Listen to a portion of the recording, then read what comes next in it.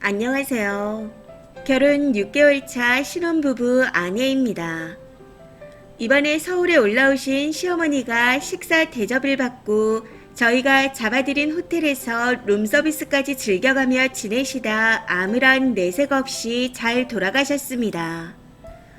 혹시 오해하실까 싶어 말씀드리자면 당신께서 먼저 신혼집은 불편하다고 숙소를 잡아달라 요구하셨습니다. 룸서비스 및 부대시설 이용료까지 저희 부부가 다 부담했고요. 아무튼 그렇게 계시다 댁으로 돌아가셨는데 갑자기 서운하다며 눈물을 훔치고 계시네요. 근데 이게 제 상식에서는 도저히 이해가 안 가고 답답해서 글이라도 적어봅니다. 며칠 전 어머님께서 서울에 일정이 있어 며칠 묵어 가신다며 집에서 저녁이나 함께 하자고 연락을 해오셨습니다. 오며 가며 잠시 들리신 적은 있었지만 제대로 식사 준비를 해드리는 건 처음인지라 나름 신경 써서 준비를 하게 되었죠. 남편에게 듣기로는 중식을 좋아하신다 하고 평소 외식이나 집에서 밥 먹을 때도 중식 요리가 자주 올라왔던 게 기억이 나 메인 요리들은 그쪽으로 구성했습니다. 마파두부와 누룽지탕을 밀키트로 준비했고 우럭 탕수를 직접 만들었습니다. 이외에도 혹시나 한식을 찾을까 싶어 냉동 잡채에 재료를 추가해서 준비했고 불고기는 양념돼서 파는 거에 채소를 추가했습니다. 그리고 계란말이와 각종 젓갈, 나물류 등 밑반찬을 같이 세팅했었네요. 추가로 국물이 드시고 싶다면 드리려고 소고기 뭇국을 따로 끓여서 준비해뒀습니다. 이건 그날 아침 저희 부부 메뉴로 겸사겸사 준비하긴 했었지만 냄비채 내서 퍼먹다가 대충 데워놓은 것도 아니고 건더기가 낭낭하니 문제없는 상태였습니다. 객관적으로 봐도 문제 꼽을 것이 없다 못해 넘치는 상차림이었다 생각합니다. 불고기는 원래 사다 두고 먹던 걸 조금 볶아 내놓은 거니 제외한다 쳐도 메인 메뉴만 3개에 밑반찬까지 포함하면 내놓은 가짓수만 해도 10개가 넘어갔으니까요. 3명이 먹는 밥상이 저 정도면 오히려 과하지 않나요? 그런데 어머님이 서운하다고 짚은 부분들은 이거였습니다. 첫 번째로 처음 대접하는 건데 매일 먹는 거 말고 좀 특색 있게 신경을 썼어야 한다는 겁니다. 이건 진짜 어쩌라는 건지 모르겠네요. 어떻게 꼬여도 저렇게 꼬이냐는 생각밖엔 안 듭니다. 그리고 두 번째로 밀키트가 정성이 없답니다. 이건 기성세대 분이니 이런저런 노고며 맞벌이며 2인 가구 재료 남는 것 등등 여러 문제점을 차치하고라도 이해해 볼 수 있습니다. 근데 제가 어머님 이거 밀키트예요. 요즘 밀키트가 참 좋아요. 이런 것도 아니고 당신께서 식사 내내 이건 밀키트 아니니? 준비를 다 어떻게 했니? 요즘은 참 잘 나와. 이런 식으로 캐물으셔서 이거 저거는 밀키트가 맞다고 답을 해드린 것 뿐입니다. 그럼 밀키트 끓여놓고 거짓말이라도 했어야 하는 건지, 신보가 어떻게 대먹은 건지 생각할수록 열받습니다. 거기다 저번에 시댁에 갔을 때 당신께서도 밀키트를 끓여 내놓으시고는 이제 와서 정성이 없다 말하면 어느 장단에 맞춰야 하나요? 그리고 세 번째로 반찬 가게에서 산 반찬이 문제랍니다. 이것도 두 번째와 일맥상통인데 솔직히 저희 부부 밑반찬 잘 안 먹습니다. 메인 하나에 밥만 있어도 충분히 잘 먹고 프라이, 통조림 햄, 조미김 이런 건 사이드로 먹긴 해도 자잘한 나물류는 안 먹다시피 합니다.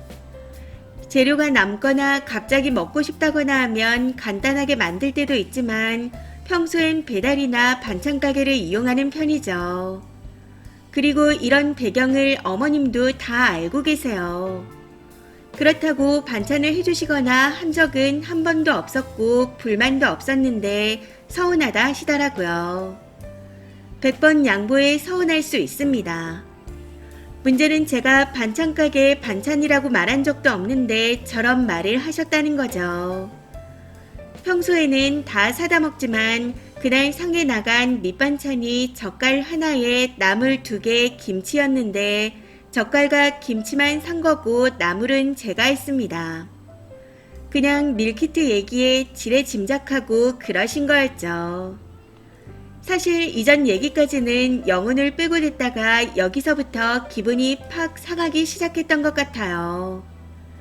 그리고 마지막 4번째는 지난번 친정 부모님 상차림과 비교를 하셨습니다. 아마 모든 트집이 여기서 시작된 게 아닐까 싶은데 한 달 전쯤 저희 부모님이 방문하셔서 식사하고 간 적이 있었습니다. 그때 메인으로 소갈비찜과 떡갈비, 대하구이가 올라갔는데 본인한테 대접한 메인 메뉴가 비교가 된다는 겁니다. 근데 저는 솔직한 심정으로 뭐가 그렇게 비교된다는 건지도 모르겠더라고요. 일단 대하는 제가 좋아하는 걸 먹인다며 친정 아빠가 사온 겁니다. 떡갈비도 마트에서 사온 걸 구운 거였고 갈비찜만 제가 했습니다. 그날 세팅됐던 모든 밑반찬은 반찬가게산이고 여기에 계란말이, 잡채, 미역국 정도가 더 있었습니다. 간장게장도 있었는데 이것도 아빠가 제가 좋아하는 거라고 사오신 거였고요. 그리고 그날 저희 부모님은 식사하시고 잘 먹었다며 용돈도 주고 가셨습니다. 거기다 똑같이 호텔을 잡아드렸지만 저희 부모님은 이때다 싶어 룸서비스 시켜 먹고 바에 가고 조식 뷔페까지 따로 신청해서 친구를 불러 식사하는 짓은 안 하셨습니다. 당신께선 돈을 그리 펑펑 쓰고 내려가서 뭐가 그리 불만이신 건지. 어제 저녁 잘 들어가셨냐 전화드린 남편을 붙잡고 한참을 읍소하시더니 같이 보낸 톡은 일십 상태네요. 남편도 듣다 못해 어머님과 한참 싸우고 돌아와선 미안해. 신경 쓰지 마. 엄마가 왜 저러는지 나도 모르겠어. 하고 말하며 사과하더라고요. 그러면서 맛있는 거 사주겠다며 절절 매고 있는 걸 보니 차마 화풀이는 못하겠어서 답답한 마음에 글을 써봅니다. 이제는 저런 식으로 대접해드릴 생각이 싹 사라졌네요. 굳이 얼굴 보러 내려갈 마음도 사라진 상태라 당분간은 시댁의 발길도 끊을 생각입니다. 가만히만 있어도 챙겨줄 궁리하던 며느리까지 질리게 하는데 도대체 왜 저러시는 걸까요? 시어머니의 심리를 이해해보려고 아무리 노력해봐도 이해가 되지 않습니다. 댓글입니다. 첫 번째, 왜 시어머니가 되면 남의 집 딸들은 교육 안 받고 신부 수업만 받다 결혼하는 줄 아는 거죠. 이제 갓 결혼한 새댁이 뭘 할 줄 안다고 자기 손으로 한 상 뚝딱 차리길 바라는 건지. 그러는 본인 아들은 밥 물이나 맞출 줄 아나요? 갈비찜 할 줄 안돼요. 할 줄 알아도 무슨 대접을 얼마나 거하게 받겠다고. 참 한심합니다. 그렇게 타박하면 설설 기면서 다음에 더 잘할 거라 생각해 지르는 건데 착각은 깨줘야죠. 다음부터는 시어머니 기대에 못 맞추니 일절 못하겠다 하시고 알아서 계시다 가라고 하세요. 지복 지가 차겠다는데. 두 번째, 이해할 필요 없어요. 처음부터 그러려고 온 거니까. 그냥 악어의 눈물이에요. 이쯤 되니 왜 시어머니가 되면 다들 정신병까지 같이 얻는 건지 누가 과학적으로 연구 좀 해줬으면 좋겠습니다. 세 번째, 그냥 괜한 트집이죠. 아들한테 눈물 바람하면 다음에는 더 잘해줄게. 용돈도 톡톡 안겨줄게. 뭐 이런 상상회로를 돌렸겠죠. 여기서 상상과 현실은 다르다는 걸 깨닫게 해줘야 합니다. 다음에 오시면 남편이 알아서 어디에 모시던 남편 용돈으로 하게 하고 딱 호텔비만 먼저 결제하세요. 나머지는 체크아웃 할 때 계산하라고 적어두시고요. 그 시모 그냥 가만히 있으면 중간이라도 갈 텐데 고약한 심부 부리다 며느리 눈밖에 나버렸네요.